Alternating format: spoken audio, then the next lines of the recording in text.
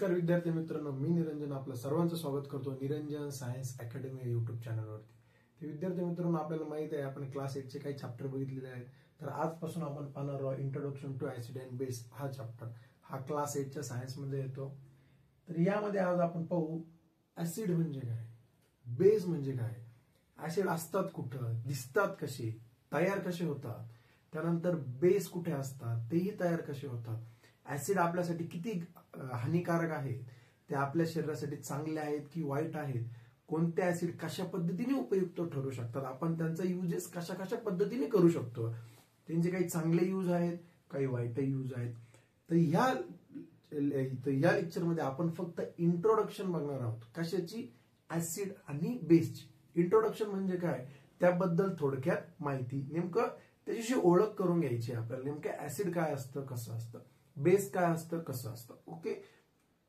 तर हे सुरू करण्याआधी ऍसिड जे असतात त्या आपल्या आजूबाजूला आपण दिवसभरात बरेचसे ऍसिड असे जे आपण कन्झ्युम करत असतो, बऱ्याचशा गोष्टी अशा आपण जे रोज आपल्या डोळ्यांनी बघतो, आपण घरामध्ये त्या वस्तू ठेवलेल्या असतात पण आपल्याला माहित नसतं की यामध्ये ऍसिड आहे. फॉर एक्झाम्पल तुमच्या बुकमध्ये बघा पहिलाच प्रश्न दिलेला आहे, पहिला आणि दुसरा, त्यातूनच तुम्हाला क्लिअर होईल. पहिला प्रश्न बघा, we consume many food items in our daily life. Example lemon असो, टॅमरिंड असो, टोमॅटो, शुगर, त्यानंतर व्हिनेगर असो, हे वेगवेगळे प्रकारचे पदार्थ आहेत. तर यांचं do all item taste similar. ही जे सगळे वेगवेगळे पदार्थ आहेत यांची जी टेस्ट आहे, यांची जी चव आहे ती सारखी आहे का बरं? आपण साखर खातो, साखरेची टेस्ट आणि लिंबू लेमनची टेस्ट सेम आहे का बरं? तर नाही, यामध्ये फरक आहे. तर का फरक आहे बरं? तर त्यामध्ये प्रेझेंट असलेला कंटेंट, बरोबर, शुगर मध्ये वेगळे कंटेंट असतात, लेमन मध्ये वेगळे असतात, टॅमराईन मध्ये वेगळे असतात, तसेच टोमॅटो मध्ये वेगळे, व्हिनेगर मध्ये वेगळे, सॉल्ट मध्ये वेगवेगळे आयटम्स आहेत, त्यांच्यामध्ये कंटेंट वेगळे वेगळे, त्यामुळे त्यांची जी टेस्ट आहे ती सारखी असते का बरं? तर नाही, त्यांची टेस्ट काय असते, डिफरंट असते. त्यानंतर दुसरा प्रश्न बघा, राईट द टेस्ट ऑफ. आपल्याला यामध्ये टेस्ट सांगायची. कोणाची टेस्ट सांगायची? त्यामध्ये दिलेले पदार्थ कोणते कोणते दिलेले, मग लेमन आहे, शुगर आहे, कर्ड, लाईम, बेकिंग सोडा, आमला, टॅमराईन, रॉ मँगो, हे वेगवेगळे पदार्थ आपल्याला दिलेले आहेत. त्या वेगवेगळ्या पदार्थांचे आपल्याला काय सांगायचं आहे, त्यांची टेस्ट सांगायची. जसं फॉर एक्झाम्पल लेमन, लेमनची काय टेस्ट असते बरं? ते सोर असतो, बरोबर. त्यानंतर दहीची तुम्हाला तर माहितीच आहे. त्यानंतर पोमेग्रेनेट असेल म्हणजे डाळिंब असो, डाळिंबचं कशा असतं, गोडवा असतो त्यामध्ये, बरोबर. त्यानंतर स्वीट असो, बरोबर, आमला असो, टॅमरेंड असो, टॅमरेंडची कशी असते, स्वीट असते, सोर असते. हे वेगवेगळे पदार्थ आहेत, त्यांच्या वेगवेगळ्या चव आहे. आत्ताच तुम्हाला सांगितलं मी, हे वेगवेगळ्यांची चव काय आहे, तर त्यांच्यात प्रेझेंट असलेला कंटेंट, बरोबर. तर आता आपण समजून घेऊया ऍसिड म्हणजे काय. नेक्स्ट लेक्चरला पाहू बेस म्हणजे काय. ओके. तर ऍसिड काय असतं, तिचं substance which use H+ ion in the solution state. काय करतात ते, H+ आयन्स देतात. म्हणजे काय बरं, म्हणजे काय बरं H+ आयन म्हणजे काय? आता बघा इथं एक रिएक्शन दिलेली, HCl गिव्स H+ + Cl-.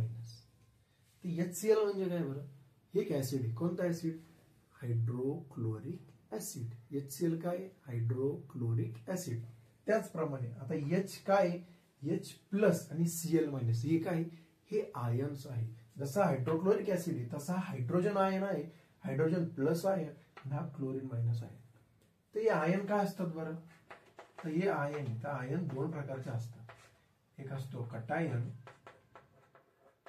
आणि दुसरा असतो अनायन. आता हे जे कटायन असतात यावर असतो पॉझिटिव्ह चार्ज आणि अनायनवर असतो निगेटिव्ह चार्ज.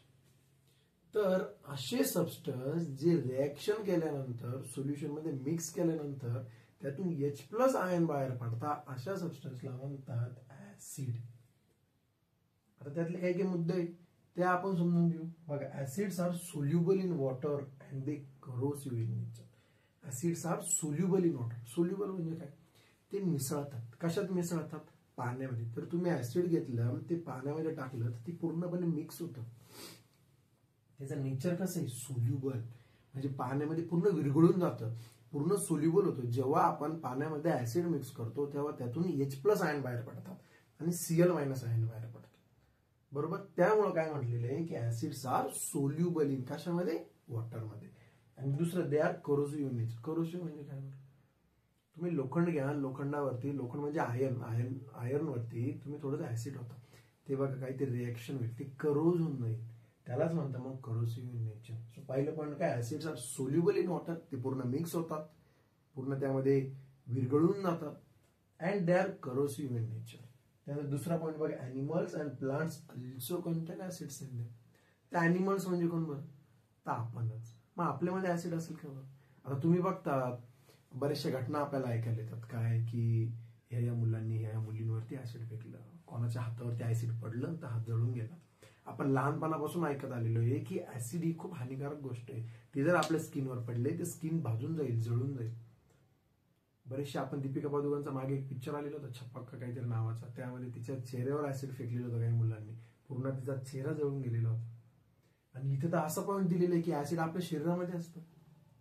तर असतं का, हो असतं. ते कुठं असतं, पोटामध्ये असतं. तर का असतं बरं, हे पुढं आपण समजेलच, तुम्हाला पुढे मी सांगेलच, पण तरी आताच सांगून देतो. ऍसिड आपल्या स्टमकमध्ये असतं. कुठे असतं स्टमकमध्ये, आपण जे अन्न खातो, अन्न खाल्ल्यानंतर ते अजून स्टमकमध्ये गेल्यानंतर त्याला पूर्ण अजून बारीक करावं लागतं, त्यातले काही जे सबस्टन्स असतात ते त्याला विरघळावं लागतं. ती विरघळण्याची क्षमता कोणामध्ये असते, ऍसिडमध्ये. त्याच्यामुळे ते ऍसिड ते कुठे प्रेझेंट असतं, आपल्या शरीरामध्ये.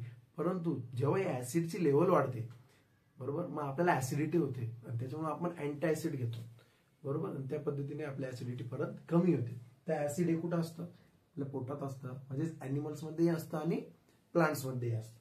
त्यानंतर acids which are present in foodstuff are called as natural acids और कार्बोनिक ऍसिड.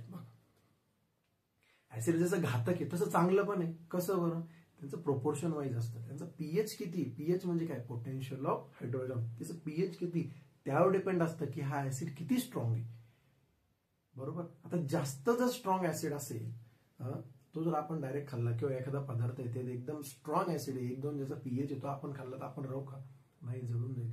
पण काही काही नॅचरल सबस्टन्स असे आहेत जे आपण रोज कन्झ्युम करतो, रोज खातो, आणि त्यामध्ये ऍसिड प्रेझेंट असतात. आता लेमन झालं, टॅमरिन झालं, व्हिनेगर झालं. व्हिनेगर माहिती, ते लिक्विड असतं, चायनीज बनवताना असतं, ते बॉटलमधून घेऊन असं टाकतात, ते विशिष्ट टेस्ट येण्यासाठी. त्यात पण ते ऍसिडच एक प्रकारचं, ते आपण कन्झ्युम करतो. आपल्याला काही होतं का, तर नाही. का नाही होत, त्यांचा पीएच वेगळा असतो, बरोबर. तर अशा ऍसिडला काय म्हणतात, नॅचरल ऍसिड, जे आपण कन्झ्युम करतो, जे आपल्या फूडमध्ये प्रेझेंट असतं. ओके.